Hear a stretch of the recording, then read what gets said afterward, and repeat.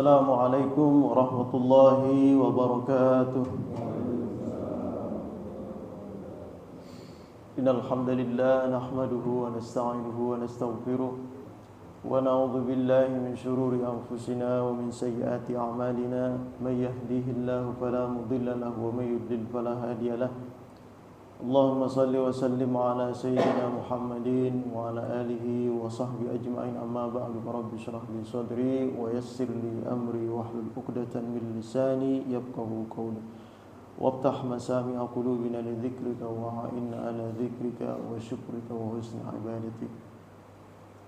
Bapak-bapak, para hadirin jamaah subuh yang dirahmati Allah Subhanahu wa taala, bil khusus Ketua DKM dan segenap jajaran DKM Masjid An-Nas, para tokoh masyarakat, Pak RW kita, Pak RT, Bapak-bapak sekalian yang dirahmati Allah Subhanahu wa taala. Alhamdulillah, kita bersyukur kepada Allah Subhanahu wa taala, di subuh hari ini Allah memudahkan kita, menggerakkan hati kita, memudahkan langkah kita hadir di masjid dengan tujuan ikhlas karena Allah Subhanahu wa taala untuk melaksanakan salat berjamaah subuh.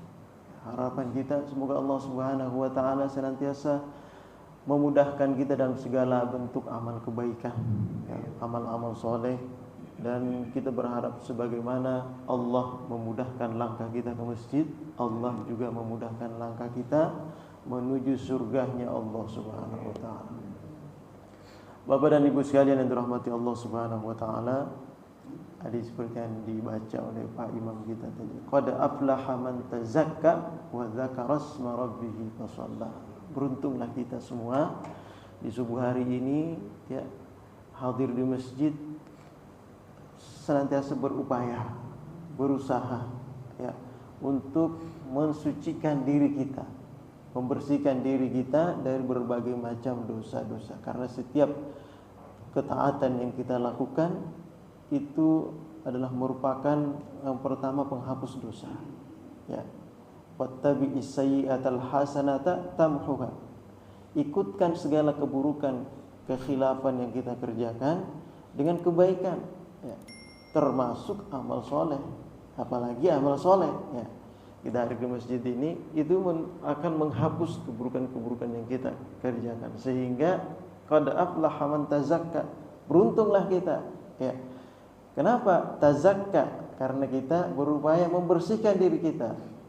Wa dzakara asma rabbih fasalla, kita berzikir kepada Allah ya, di mana Allah Subhanahu wa taala di sepertiga malam terakhir Allah menyuruh kepada kita ya, ketika kita bangun sebelum subuh berarti kita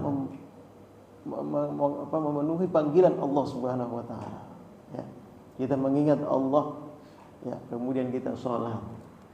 Nah, itu kita bersyukur kepada Allah karena tidak semua orang ya bisa seperti ini. Nah, ketika Allah menggerakkan hati kita, memudahkan kita, bersyukurlah kepada Allah, pelihara, jaga nikmat yang Allah berikan ini. Jangan panas-panas aja lagi ada teman ya, lagi seru, lagi rame, lagi gak ada teman, lagi macet lagi, turun lagi, nggak sholat lagi ya. Bapak Ibu sekalian yang dirahmati Allah Subhanahu wa taala, dalam Al-Qur'an Allah Subhanahu wa taala berfirman, wal fajr wa layalin 'ashr wasyaf'i wal watr. Ya. Al-Imam Ibn Katsir dalam tafsirnya mengutip salah satu hadis Nabi yang diriwayatkan oleh Imam Ahmad bin Hanbal ya, dalam mengomentari hadis ini ya. Jadi Allah Subhanahu wa taala berfirman wal fajr. Nah, di sini diawali dengan al-qasam. Qasam itu sumpah. Allah bersumpah ya. Allah bersumpah dengan nama-nama makhluknya atau nama-nama waktu yang Allah ciptakan ya. Kalau kita sebagai manusia, sebagaimana dalam kitab Al-Azkar An-Nawawi, ya, Imam An-Nawawi mengatakan tidak boleh bagi seorang hamba bersumpah selain nama Allah. Tetapi kalau Allah yang bersumpah dengan nama makhluknya, itu bukan berarti Allah mengagungkan makhluk tersebut, tetapi ingin menyampaikan kepada kita suatu informasi penting bahwa yang saya sebutkan ini harus kalian perhatikan. Ya. Nah, Allah mengatakan wal fajar. Ya, demi waktu fajar. Ada apa dengan waktu fajar? Waktu fajar ini penuh dengan rahasia, ya, penuh dengan hikmah yang Allah Subhanahu wa taala berikan kepada hambanya bagi orang-orang yang bisa bangun di waktu fajar gitu. Ya. Karena disitulah Allah menyeru dengan hambanya. Perlu kita perhatikan untuk kita bisa hadir, bisa bangun di saat itu. Ya. Walayalin ashar, dan malam-malam yang 10 kata Allah. Wasyaf'i wal watar, dan bilangan yang genap dan juga bilangan yang ganjil. Ya. Yang genap dan yang ganjil. Ya. Ada mengatakan hari yang genap dan hari yang ganjil. Ya. Nah, Imam Ahmad bin Hanbal, ya, dalam mengomentari hadis ini meriwayatkan hadis dari salah seorang sahabat yang bernama Jabir bin Abdullah radhiyallahu taala anhu. Rasulullah sallallahu alaihi wasallam bersabda, "Innal ashra ashrul duha." Sesungguhnya al-ashra dalam ayat Al-Qur'an tadi, surah Al-Fajr tadi, walayalin ashar. Al-ashar di sini maksudnya ya ashrul duha, ashrul adha. Ashrul adha itu maksudnya 10 hari pertama dari bulan Dzulhijjah. Ya, 10 hari pertama dari bulan Dzulhijjah. Sekarang hari keberapa, Pak? 5 ya? Pak, 6 kali. 6. Beda ini. Yang ikut hari raya hari Rabu, ini berarti 5 dari ini ya. Yang ikut hari rayanya hari Kamis, hari ini hari Rabu berarti ini 6 nih. Kalau hari Kamis hari ini 5 ya. Bentar lagi.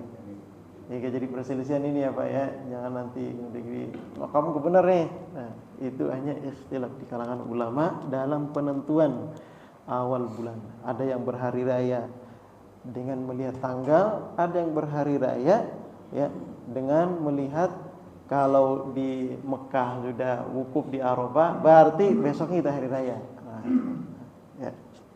Berbeda pendapat di kalangan ulama.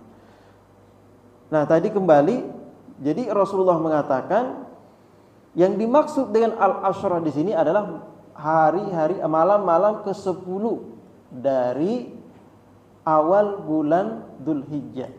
Ya. Ada juga ulama lain mengatakan itu maksudnya adalah 10 hari terakhir bulan Ramadan. Ada lagi yang mengatakan itu maksudnya 10 hari pertama bulan Muharram. Ya. Tetapi Imam Ibnu Katsir mengatakan wal asahhu al awal, yang paling sahih yang pertama tadi, yaitu 10 hari pertama bulan Dzulhijjah. Ya. Wal watar tadi wasyaf wal watar kata beliau, ya, kata Rasul sallallahu alaihi wasallam, yaumu Arafah, itu hari Arafah. Kenapa disebut ganjil? Karena itu tanggal 9. Ya. Yaumu Arafah itu ya tiap tahun ya memang tanggal 9 ya. Wasyafa wal watar itu yaumu Arafah. Kemudian wasyafa yaumun nahar ya. Yang genap itu maksudnya yaumun nahar, hari penyembelihan, yaitu hari raya Idul Adha tanggal 10. Ya. Sesuai ya, pas. Jadi Allah bersumpah dengan hari-hari ini. Allah ingin menegaskan kepada kita, wahai sekalian makhlukku, perhatikan hari ini. Ya. Perhatikan hari ini hari-hari yang mulia, hari yang agung. Sehingga Rasulullah SAW ketika masuk bulan Dzulhijjah, ya, Rasulullah menyampaikan para sahabatnya, apa kata beliau? Ya, diriwayatkan dari Ibn Abbas radhiyallahu taala anhu, di mana Imam Al-Bukhari menyebutkan hadis ini dalam Jami'us Sahih, kitab beliau. Qala anna Nabi sallallahu alaihi wasallam qala, ya, beliau berkata bahwa Rasulullah sallallahu alaihi wasallam bersabda, "Ma min ayyamin al-'amalu salih fiha ahabbu ila Allah min hadhil ayyam." Yakni al-ashrul awail min Dzulhijjah. Ya.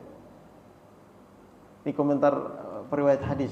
Ya, kalau ada di dalam hadis itu penjelasan penggalan, berarti itu maksudnya penjelasan dari perawi hadis. yang menyampaikan hadis. Tapi ada di dalam riwayat hadis yang secara jelas disebutkan, ya, ma min ayyamin al-amalus salih ahabbu ilallah min hadhil ayyamil ashar.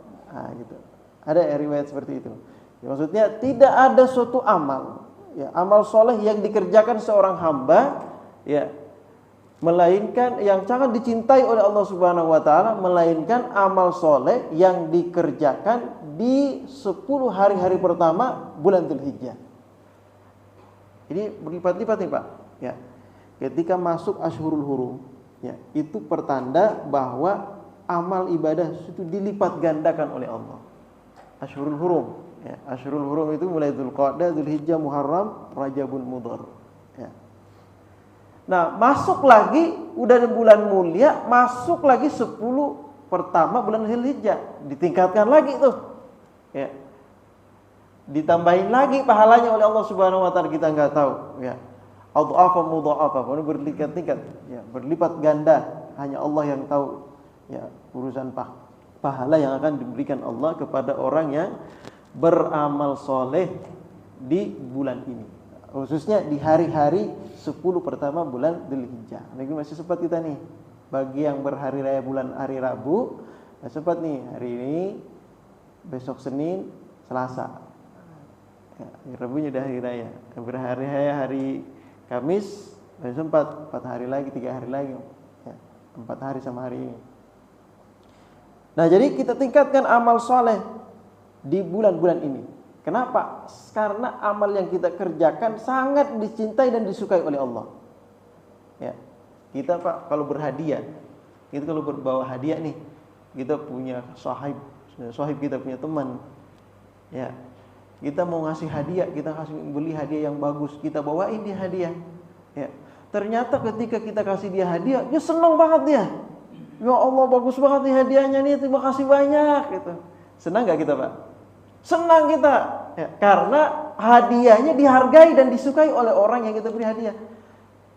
Tapi ketika kita berhadiah dengan seseorang, dia terima, ya makasih ya makasih. Ternyata dia kasih ke orang, ini kamu saya udah punya ini, kamu kasih aja deh. Besoknya kita lihat, kok hadiah saya dikasih ke orang gitu. Berarti dia kayak demen. Kecewa nggak kita Pak? Kecewa kita, ya.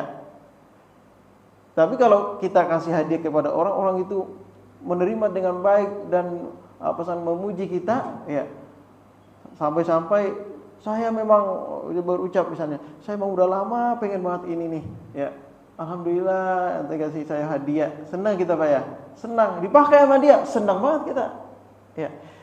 Nah, amal soleh yang kita persembahkan untuk Allah, Allah sangat senang menerima amal soleh tersebut, ya.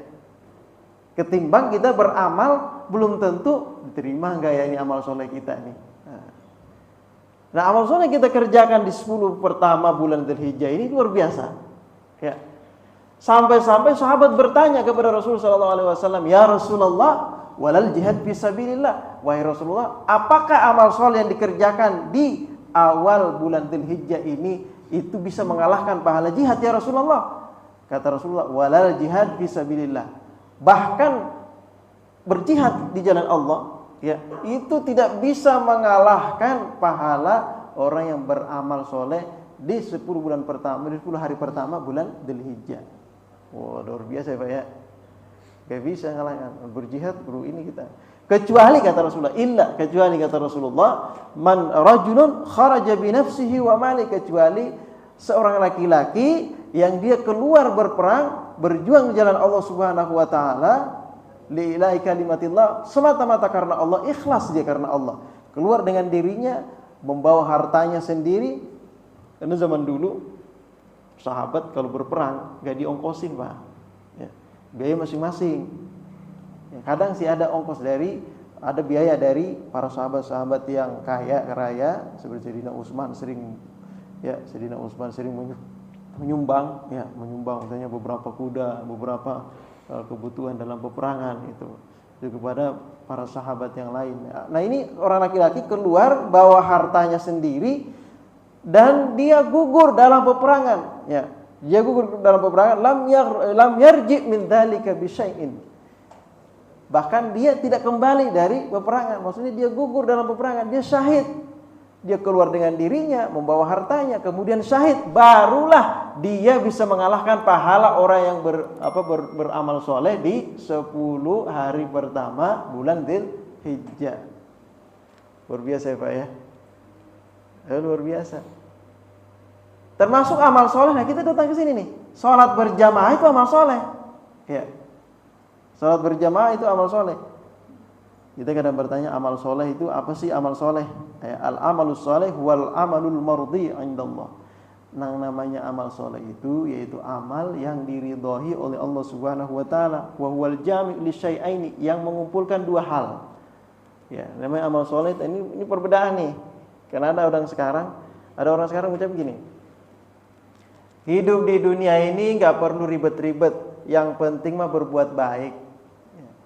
Yang penting berbuat baik, insya Allah masuk surga. Masalahnya berbuat baik di sini, apakah itu diridhoi oleh Allah? Apakah itu masuk dalam kategori amal soleh atau bukan? Nah ini yang perlu bimbingan dan perlu ilmunya. Ya, perlu ilmu, gak sembarangan. Makanya kebaikan menurut orang-orang yang memeluk agama Nasrani atau di luar Islam belum tentu kebaikan di dalam agama Islam. Belum tentu. Ya, kita harus ikut tuntunan agama. Mana yang dimaksud amal soleh, mana yang maksud kebaikan dalam agama kita. Ya, jangan ikut-ikut siapa keyakinan agnostik ya. Yakin Tuhan ada, tapi gak mau sholat, gak mau puasa. Anak-anak sekarang udah begitu tuh sekarang. Bulan puasa kemarin ada anak SMP disuruh ayahnya, disuruh orang tuanya puasa. Tong puasa tong. Nggak puasa hari ini. Ngapain sih Pak puasa-puasa? Kan banyak cara jalan menuju surga. Nggak harus puasa. Begitu dijawabnya. Ya. Allah kan baik, kan nggak harus puasa. Banyak orang bisa masuk surga, nggak harus puasa. Begitu dia. Dia yakin Allah ada, nggak mau beragama dia. Ya, nggak mau beragama. Yang penting berbuat baik, nggak bisa. Ya, nggak bisa. Kenapa? Karena Allah Subhanahu wa taala menciptakan alam semesta ini dan kita juga ciptaan Allah. Ya, kita ini ciptaan Allah. Karena Allah alam semesta ini milik Allah, kita ciptaan Allah, kita masuk dan hidup di alam semesta ini, ya, maka kita harus ikut aturan yang menciptakan alam semesta ini. Di mana aturannya? Ada dalam Al-Qur'an aturannya. Nah, kita wajib puasa disebut dalam Al-Qur'an, wajib sholat. Ya. Analoginya seperti ini, ada orang masuk perusahaan, ya. Dia masuk perusahaan, kata bosnya, pemilik perusahaan, kamu kalau masuk sini tugas kamu ini, ya. Tugas kamu ini tugasnya. Jangan langgar peraturan, ya. Laksanakan perintah sesuai dengan job desk yang ditentukan.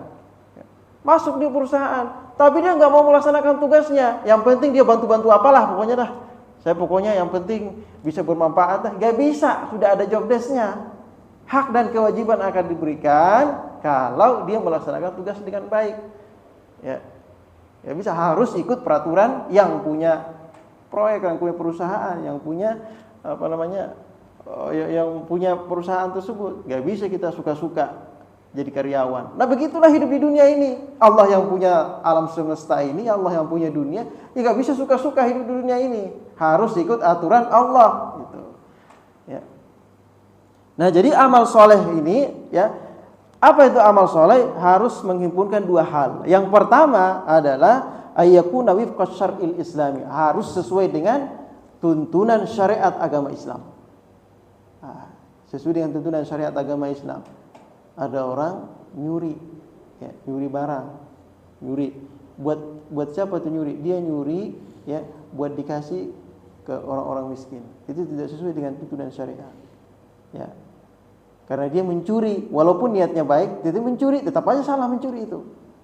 Ya, mengambil hak orang lain. Ada orang memberi makan kepada orang fakir miskin, tapi yang dia kasih adalah babi. Kasihan di kelaparan, dia dikasih babi makan nih. Ya nggak bisa, karena babi itu dia menurut dia kan baik, tapi babi diharamkan dalam agama kita. Harus ikut tuntunan syariat, nggak bisa suka-suka. Ya. Karena kebaikan menurut kita baik itu belum tentu baik dalam agama. Harus ikut tuntunan agama. Ya. Yang kedua, ayakunal maqsudu bihi limardatillahi ta'ala wa ta'atihi. Tujuannya karena mengharapkan keridhaan Allah Subhanahu wa taala, atau tujuannya karena untuk melaksanakan ketaatan kepada Allah. Barulah itu dinamakan amal soleh. Kalau ada orang, ya, dia rajin, dia sholat ke masjid, ya, cakep banget bajunya, ya, dia berangkat ke masjid, tapi riak dia, biar disebut, rajin banget tuh si fulan tuh ke masjid tuh, ya, ujub dia, ya, riak, maka ini amalnya bukan amal soleh, ya, bukan amal soleh, walaupun ke masjid dia, tapi tujuannya bukan karena Allah, karena pengen dilihat orang, riak ini, gak masuk amal soleh, ya. Jadi sudah pahami ya amal soleh ini. Dan amal soleh ini merupakan samaratul iman, ruknun min arkanil iman. Ya. Yang namanya iman, orang yang beriman kepada Allah harus ada amal solehnya. Gak bisa iman doang. Ya. Nanti kalau cuma beriman, tidak ada bedanya kita dengan iblis. Laknatullah alaih. Ya tahu iblis lebih yakin daripada kita kepada Allah. Ya.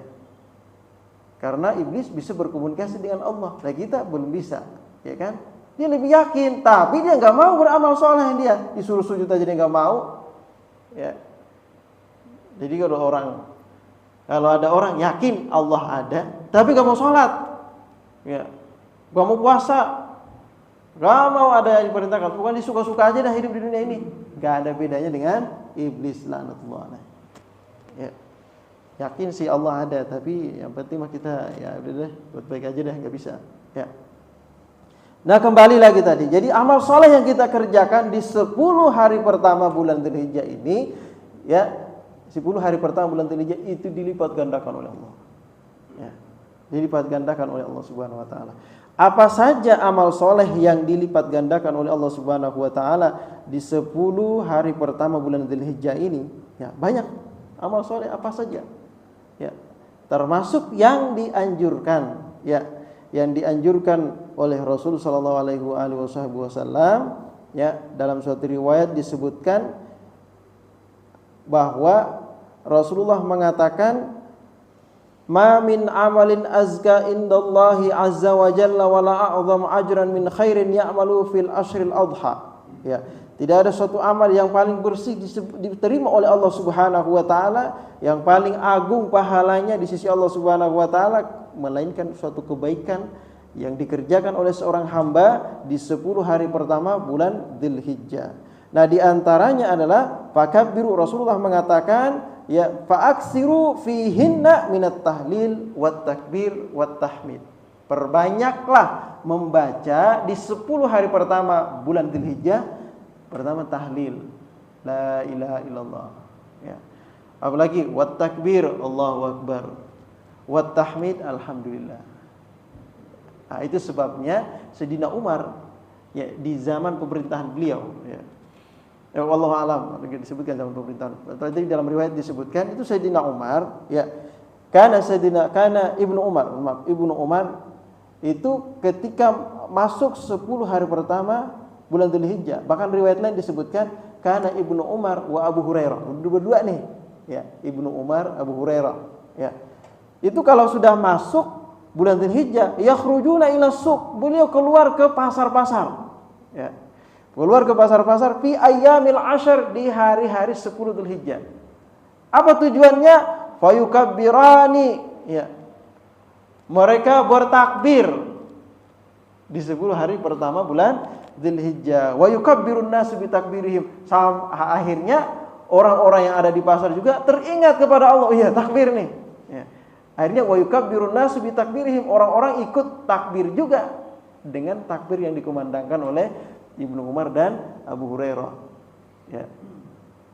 Jadi ini sebagian ulama mengatakan ini termasuk sunnah yang dilupakan saat ini. Ya, sunnah yang dilupakan saat ini.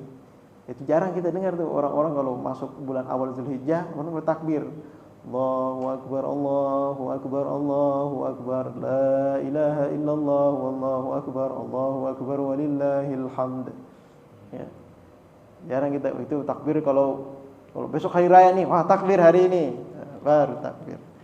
Kalau hari raya Idul Adha masuk hari Arafah baru bertakbir. Ya. Baru bertakbir, baru sampai hari-hari tasyrik setelahnya. Tapi sebenarnya ya dalam riwayat hadis dan apa yang dikerjakan oleh sahabat itu dari awal sudah.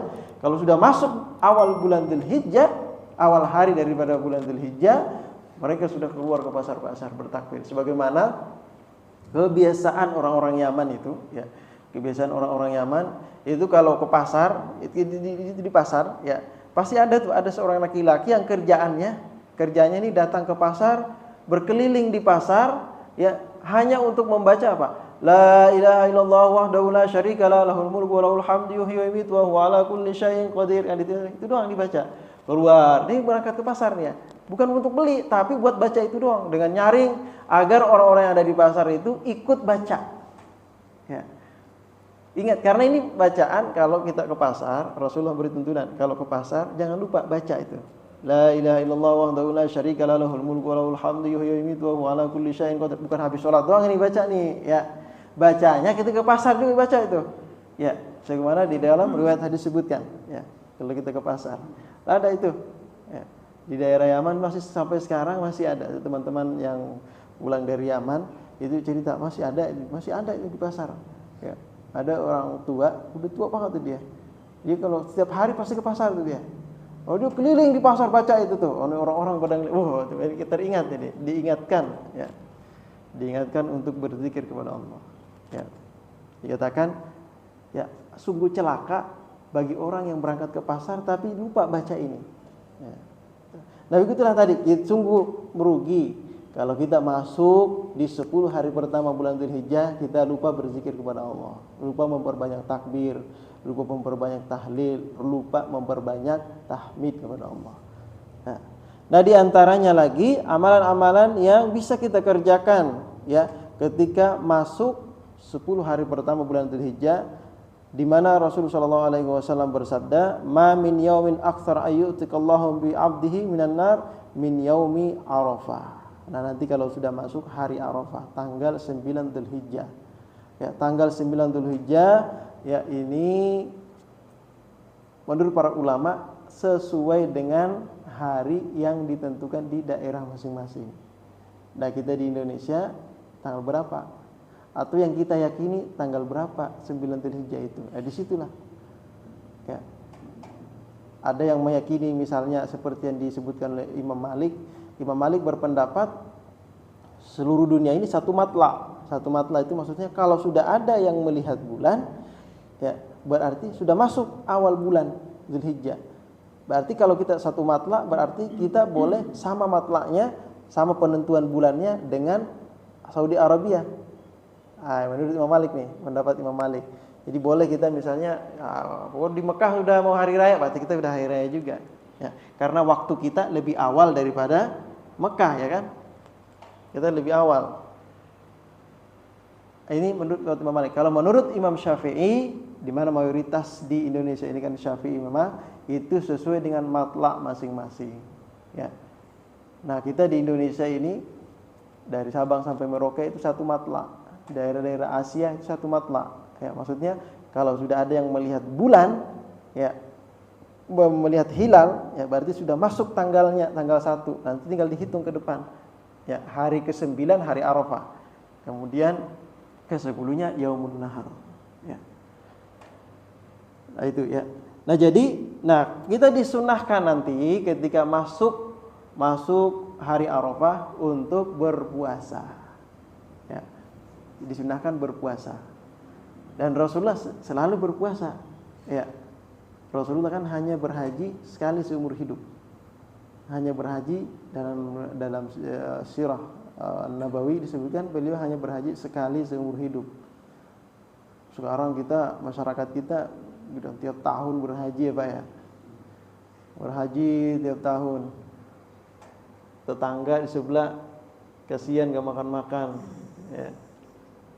Tetangga sebelah yang sono, yang ujung, kadang makan malam gak pernah. Jadi tiap tahun berhaji, haji plus. Bayarnya berapa, Pak? Udah MM-an dah pokoknya dah. Ya. Sekarang kalau mau berhaji, kalau langsung haji plus, udah hitungannya udah MM-an udah tuh. Ya. Ya, ada yang murah-murah sedikit 500 jutaan mungkin, 600 jutaan. Dan kita kagak bisa ya Pak ya. Ya. Jadi kalau orang berhaji tiap tahun, ya guru saya almarhum Profesor Dr. Kiai Haji Ali Mustafa Yaqub, ya, punya buku namanya Haji Pengabdi Setan. Ya.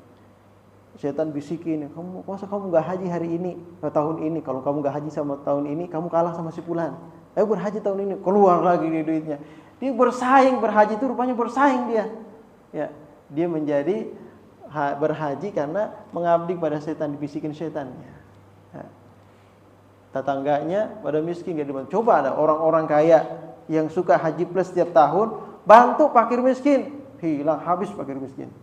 Ya. Kasih usaha dia, ya. Fakir miskin modalin, satu orang 10 juta modalin, ya. Insya Allah habis fakir miskin ini. Ya. Ini orang-orang yang kaya justru bersaing dengan kekayaannya, ya, pengen disebut. Apalagi sekarang Pak, ya. Sekarang orang naik haji udah sampai di Ka'bah selfie. Saya sekarang berada di depan Ka'bah gitu ya.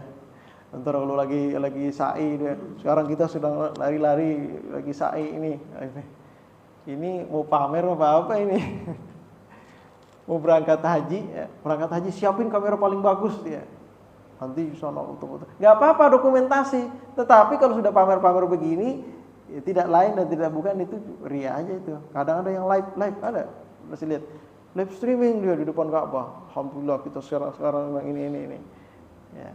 Kalau orang-orang travel ya marketing kali ya Pak ya. Marketing kali ini kalau ini bukan travel, dia ini ya.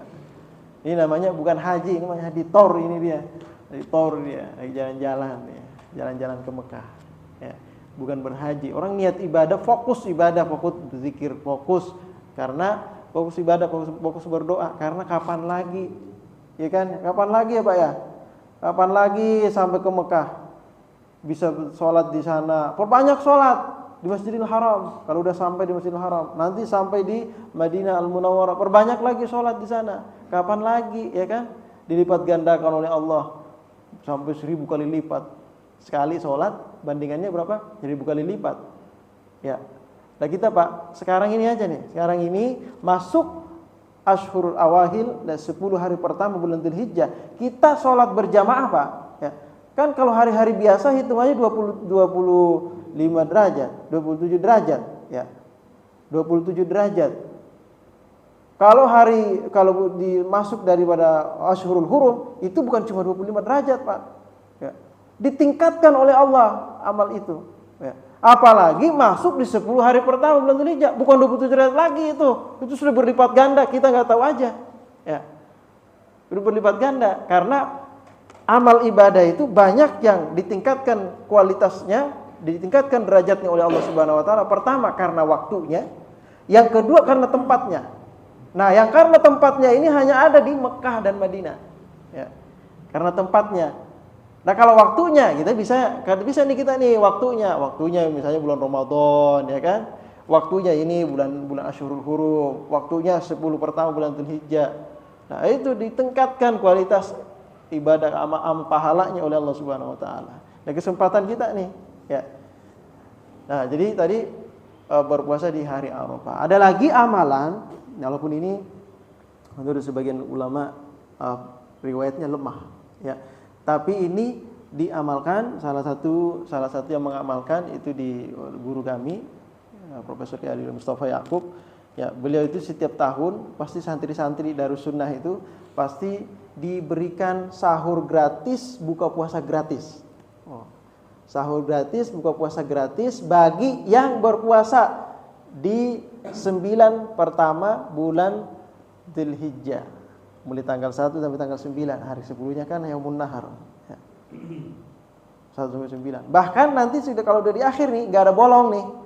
Itu ada hadiahnya dari beliau.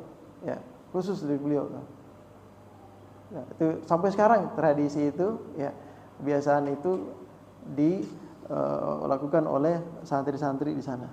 Ya, di puasa dari tanggal 1 kalau bisa. Ya, udah lewat ya. Udah lewat hari ini puasa, kalau bisa puasa. Hari puasa 4 besok dah, jangan sampai ketinggalan besok. Besok bagi yang hari raya bulan hari Rabu ya besok yaumut tarawiyah. Ya. Hari Selasanya yaumu Arafah. Ya. Kalau yang hari rayanya nanti hari Kamis, berarti besok lusa hari Selasa yaumut tarawiyah. Ya. Hari ke-9-nya hari Arafahnya di hari Rabu. Jangan lupa puasa. Ya. Ini amalan yang paling afdal. Bahkan Rasulullah, para ulama mengatakan afdalul a'mal fil yaum as-siyam. Amal yang paling bagus yang dikerjakan di siang hari adalah puasa. Wa afdalul a'mal fil lail, dan amal yang paling bagus dikerjakan di malam hari as-shalah, yaitu salat. Ya. Jadi amal yang paling afdal waktu malam salat, kalau siang puasa. Itu paling afdal menurut para ulama. Nah, ada memang riwayat, dalam riwayat disebutkan ya bahwa Rasulullah Shallallahu Alaihi Wasallam menganjurkan untuk berpuasa di 9 pertama bulan Dzulhijjah. Ya, sebagaimana yang diriwayatkan oleh Al Imam Ahmad, Abu Dawud, ya, dan disahihkan oleh Imam Albani, ya, dan juga para ulama lain. Ya, Imam Albani masih belakang-belakangan, sebelumnya udah di sini. Kalau Imam Abu Dawud itu riwayatnya beliau sendiri yang mengatakan dalam kitabnya, hadis-hadis yang saya riwayatkan ini semuanya sahih.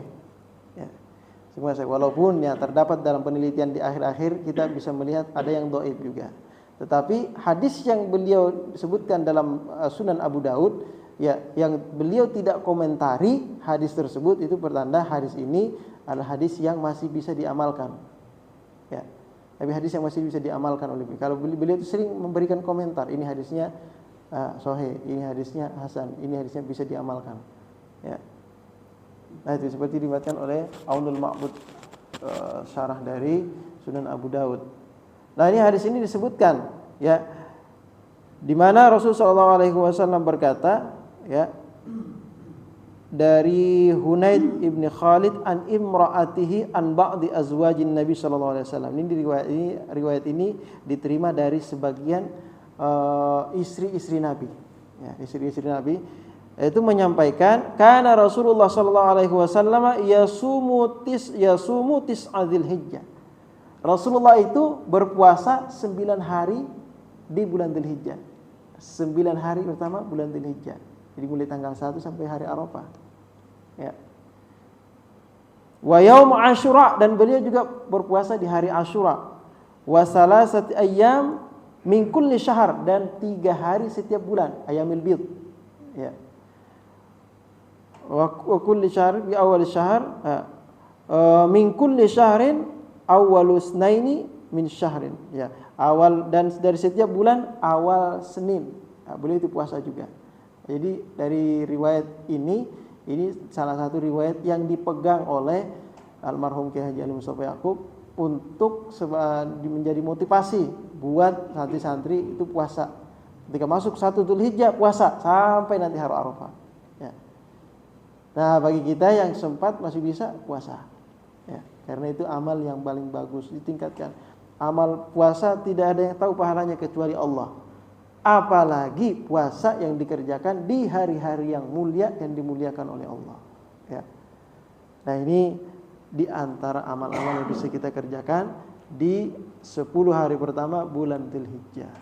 Ya, bertakbir, bertahlir, bertahmid, puasa kalau bisa, dan amal-amal soleh yang lain. Dan yakinlah bahwa setiap amal soleh yang kita kerjakan, yang pertama semata-mata karena Allah, mengharapkan keridhaan Allah dan sesuai dengan tuntunan syariat Allah, maka amal tersebut pasti dilipat gandakan oleh Allah. Dan sebaliknya, ya, keburukan, kejahatan atau maksiat yang kita lakukan di bulan ini juga dilipat gandakan oleh Allah. Ya. Biasanya kalau maksiat dosanya berapa, Pak? 1. Bisa jadi 2 atau 10 dosanya kalau kita kerjakan di bulan di Asyurul Hurum, apalagi 10 pertama bulan Dzulhijjah. Itu diperlipat ganda juga. Jadi jauhi kemaksiatan. Maka dari itu orang berhaji kan dalam ayat haji itu diselipkan oleh Allah di situ, wa tazawwadu fa inna khairaz zadit taqwa. Hendaklah kalian membawa bekal. Apa bekal? Sebaik-baik bekal adalah takwa. hendaklah orang berhaji ini bertakwa, ya, agar ibadah hajinya benar-benar mabrur, diterima oleh Allah. Dan kita yang tidak berhaji masuk bulan-bulan ini, bulan-bulan Asyurul Hurum, apalagi 10 hari pertama bulan Dzulhijjah, ya, hendaklah kita berbekalkan takwa kepada Allah Subhanahu wa taala. Ya, sampai di sini mungkin ada tanya jawab ya, Pak. Ya, Ustaz. Ya. Barangkali ada yang mau bertanya, silakan. Assalamualaikum warahmatullahi wabarakatuh. Waalaikumsalam warahmatullahi wabarakatuh. Karena saya sudah tunjuk di bagian sana, kalau saya akan bertanya. Baik, mungkin tadi yang sudah dijelaskan panjang lebar berkaitan amal ibadah kita. Tapi kita lihat sekarang kehidupan kita yang sekarang ini mulai dari saat inilah kita tak mendengar, ya,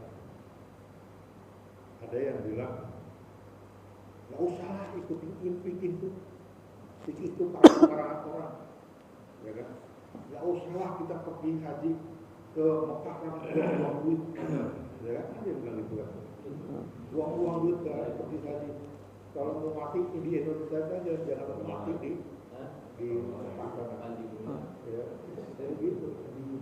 Percaya itu, jadi bagaimana kita sebagai orang tua ya, untuk membatasi pengetahuan anak-anak kita berkaitan dengan dakwah-dakwah yang seperti itu. Ibadah beda seperti itu. Ada juga yang bilang ini. Kalau tadi yang Ustaz bilang 10 hari di bulan Dzulhijjah itu pahalanya besar, sama 10 hari di bulan Ramadan itu pahalanya sangat besar. Jadi ada yang dia mungkin kalau gitu tungguin aja deh, puasa nggak usah puasa yang ini, 10 hari aja kita puasa, ikut istighfar 10 hari aja di awal bulan Dzulhijjah kita puasanya, pahalanya gede banget. Yang lainnya dicuekin aja gitu. Bagaimana kita untuk menyikapi itu berkaitan dengan masukan yang seperti itu pada anak cucu kita itu. Makanya Pak, itu aja Pak. Ya, insyaallah luar biasa Pak. Siapa? Insyaallah Pak. Ini pertanyaan luar biasa. Ya.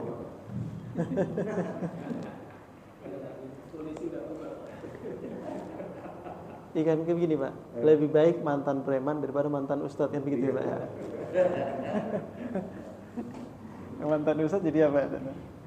Jadi ini pertanyaan sangat bagus sekali. Ya, sekarang ini ya, anak-anak muda kita luar biasa.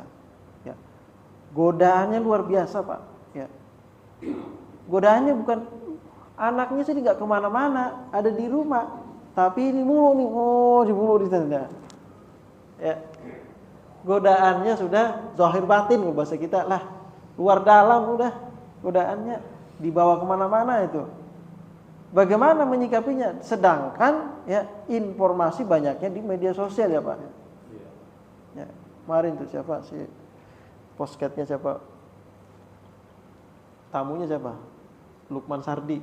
Maaf saya sebut nama. Karena beliau menodai agama kita. Ya. Ngapain sih gitu kan? Bahkan orang berbuat baik kan nggak mungkin Allah nggak masukin surga ya gitu. Pasti dia masuk surga. Apa itu kan berbuat baik ya gitu. Percaya pada Tuhan, berbuat baik sudah bagus itu. Ada saya pernah buka juga di YouTube Pak. YouTube saya lihat ini postingannya 3 tahun yang lalu. Udah lebih lama lagi. Dicerita itu. Saya dulu pernah, bapak saya muslim, saya diajarin ngaji, sampai bapak saya itu undang guru ngaji ke rumah saya ngaji. Tapi saya lama-lama saya berpikir begini, ya, orang Islam ini banyak yang berbeda pendapat, bertikai ini segala macam gitu. Saya lihat juga di agama Kristen juga sama sebenarnya, banyak perbedaan, ya. Di mana-mana agama sama. Saya berpikir agama ini seperti bikinan manusia. Ya. Banyak perbedaan. Kalau agama murni dari Tuhan harusnya tidak ada perbedaan. Ya gitu. Jadi saya nggak usahlah beragama. Ya. Kenapa? Ya kalau beragama nanti saya banyak musuhnya. Islam punya musuh non-muslim punya musuh Islam, ya kan itu. Kalau nggak punya agama berarti nggak punya musuh. Gitu dia. Pasti katanya gitu. Ini kalau orang yang nggak kuat iman Pak. Anak muda yang dengar, bener juga ya, begitu kata dia. Ntar. Ya. Nah, ternyata ya ini dulu almarhum Zainuddin MZ lucu ngasih contoh nih. Contohnya gini.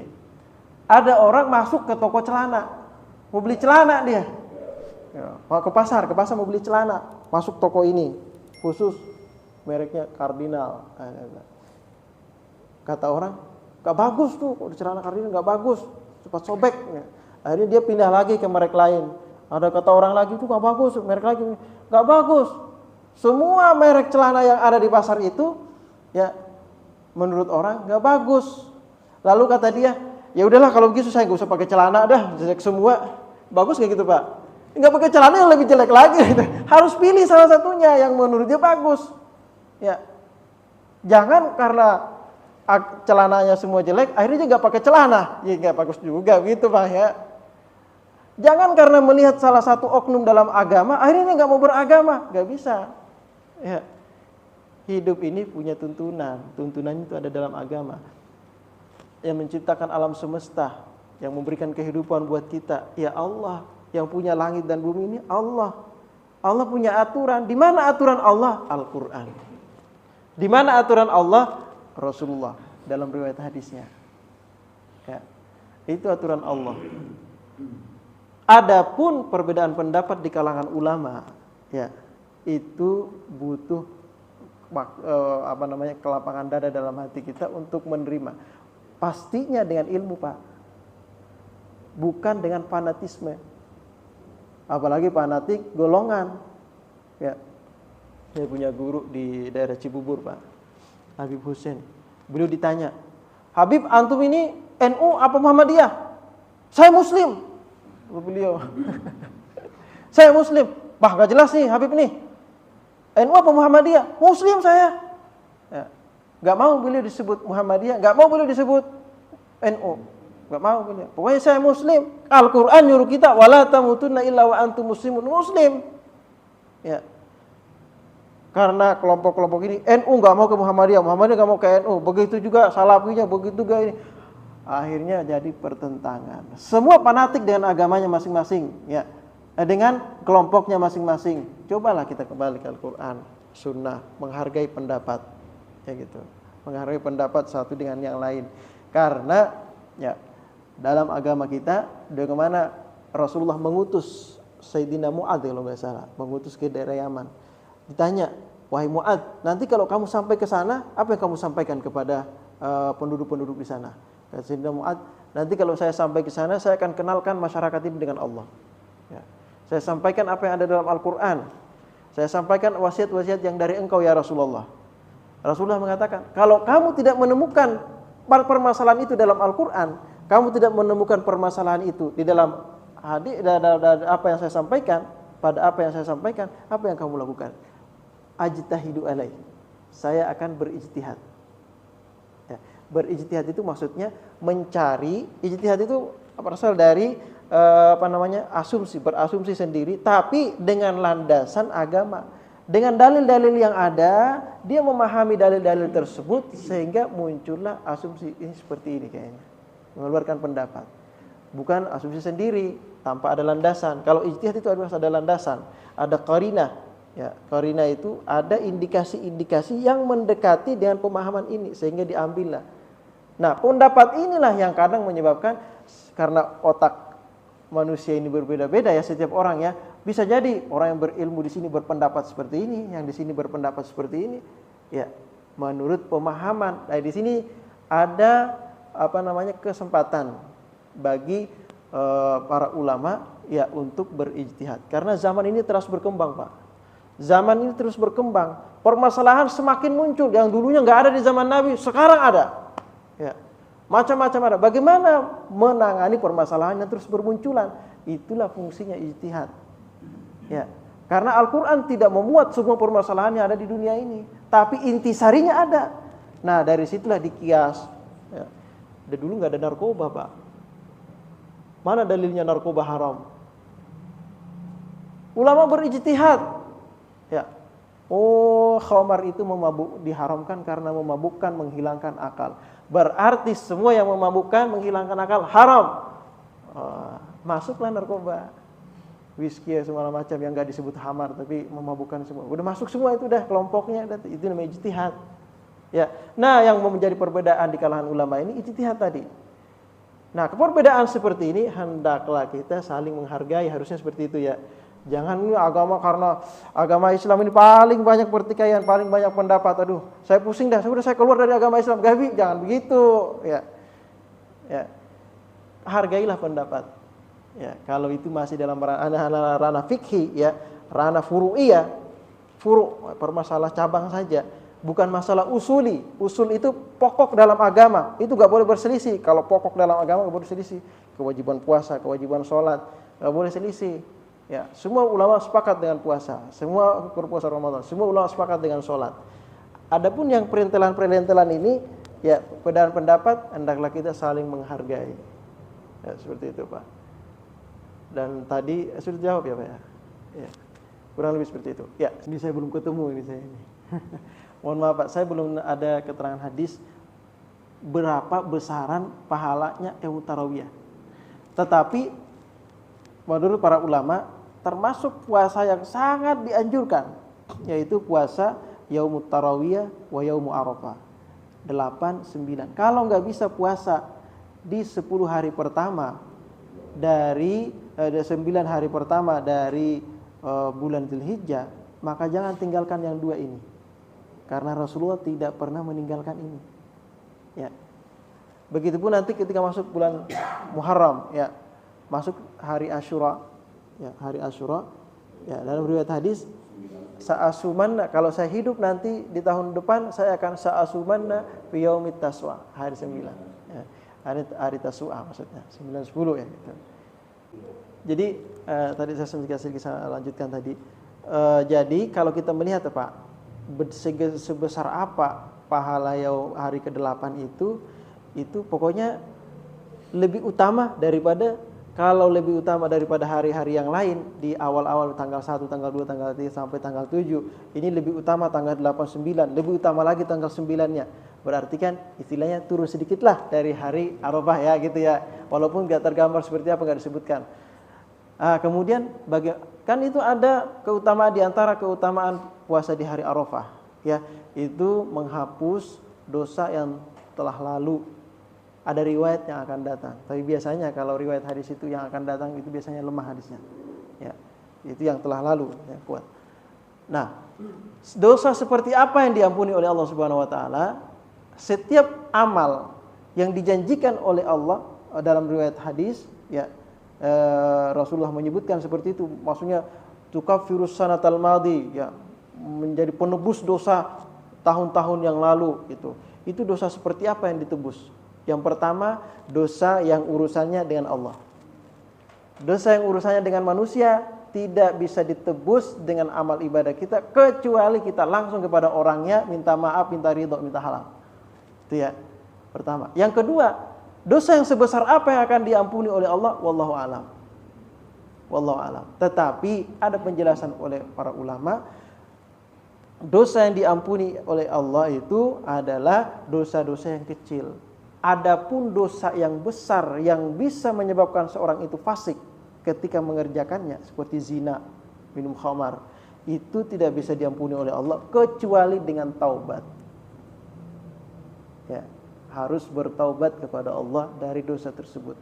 Bukan hanya dengan amal yang kita kerjakan, tetapi harus ada taubatnya juga. Beristighfar, berniat dalam hati tidak akan mengulangi lagi dosa itu. Tidak akan mengulangi lagi perbuatan itu. Bertobat pada Allah. Ya, insyaallah diampuni oleh Allah. Ya. Itu seperti itu Pak, yang penjelasannya saya tahu. Baik. Tadi satu lagi ya Pak ya. Yang terakhir tadi, kalau melihat keutamaan di 10 hari terakhir bulan Ramadan, 10 hari pertama bulan Dzulhijjah, kalau begitu kita tunggu-tunggu hari itu aja. Ya. Masalahnya Pak, bisa hidup nggak sampai hari itu? Kan gitu jadi masalahnya. Ya. Jangankan nunggu hari itu, besok aja bisa hidup nggak kira-kira? Siapa yang jamin? Kalau nunggu hari itu keburu mati gimana Pak? Nah, mending beramal dari sekarang. Ya. Gini juga Pak. Ya. beramal di hari-hari tertentu itu berbeda, hanya menunggu hari-hari tertentu berbeda dengan amal yang dikerjakan rutinitas. Ya, kita sudah rajin berjamaah misalnya Pak ya, di hari-hari sebelum masuk Ashurul Hurum, sebelum masuk 10 pertama, kita sudah rajin. Ya. Ya, kemudian masuk 10 pertama bulan Dzulhijjah, kita tambah rajin lagi, itu plus gitu. Ya. Pahalanya lebih besar karena di samping dia rajin masuk dari istiqomah. Ya, istiqomah disebutkan dalam Al-Qur'an. Ya. Orang-orang yang dijamin oleh Allah Subhanahu wa taala ya diberikan kabar gembira, la khaufun 'alaihim wa lahum yahzanun. Siapa mereka itu? Orang istiqomah. Ketimbang harus nunggu dulu. Ya. Nunggu dulu ini baru nyampe. Kalau juga masih hidup, kalau meninggal duluan gimana? Kan gitu. Mending yang kita istiqomah aja, Pak. Itu tadi. Ada pertanyaan lagi, Pak? Silakan. Udah lewat ya, Pak. Iya, Pak, silakan. Enggak apa-apa nambah. Kita lihat perkembangan sejarah Islam. Itu seringlah terjadi keributan-keributan. Ya. Keributan itu terjadi setelah Rasulullah meninggal. Ya. Rasulullah meninggal, sering keributan terjadi. Jadi kalau saya tarik dulu bahwa Islam banyak terjadi keributan karena dua hal yang mempengaruhi. Satu masalah kekuasaan, kedua masalah politik. Sampai politik ini sampai sekarang. Kedua-duanya itu terjadi seperti antara adanya NU, ada Muhammadiyah, ada ini.